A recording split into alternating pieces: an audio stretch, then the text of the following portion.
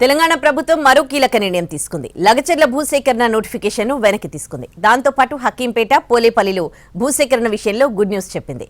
ఆయా ప్రాంతాల్లో కాలుష్య రహిత పరిశ్రమలు పెట్టి స్థానిక యువతకు ఉపాధి కల్పించాలని నిర్ణయించింది.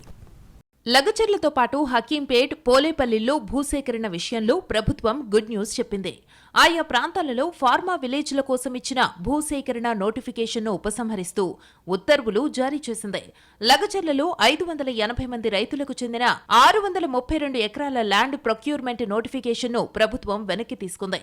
ఆయా ప్లేసుల్లో కొత్తగా ఇండస్ట్రియల్ పార్క్ పేరుతో కొత్త నోటిఫికేషన్ను విడుదల చేయనుంది. కాలుష్య రహితంగా ఉండేలా టెక్స్టైల్ కంపెనీలకు ప్రాధాన్యతనివ్వాలని ప్రభుత్వం భావిస్తోంది. ఇలాంటి పరిశ్రమలైతే స్థానిక యువతకు ఉద్యోగాలు వస్తాయని, వాటి ఏర్పాటుకు ప్రజలు సానుకూలంగా స్పందిస్తారని ప్రభుత్వం చెబుతోంది.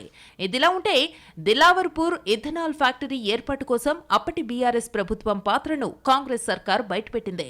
మాజీ మంత్రి తలసాని కుటుంబం కోసం ఆఘ మేఘాలపై అనుమతులు ఇప్పించారని విమర్శించింది.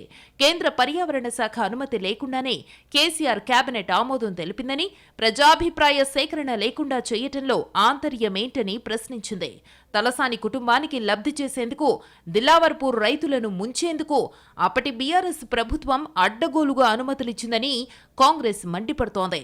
రెడ్ జోన్లో ఉండే ఈ ఫ్యాక్టరీకి అత్యవసరం పేరిట అనుమతులివ్వడం వెనుక భారీగా గోల్మాల్ జరిగిందనే సందేహాలున్నాయని అంటోంది.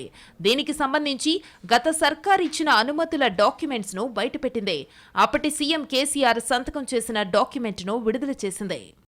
గత బీఆర్ఎస్ సర్కారు గుట్టుచప్పుడు కాకుండా చేసిందంతా చేసి సిగ్గు లేకుండా కాంగ్రెస్ సర్కారుపై నిందలేస్తున్నారని మంత్రులు మండిపడ్డారు. ఇప్పటికైనా కేటీఆర్ చిల్లర రాజకీయాలు ఆపాలని సీతక్క హితవు పలికారు. రైతుల కోసం మానవీయ కోణంలో సర్కారు నిర్ణయం తీసుకోవడంతో దిలావర్పూర్ రైతులు హర్షం వ్యక్తం చేస్తున్నారు.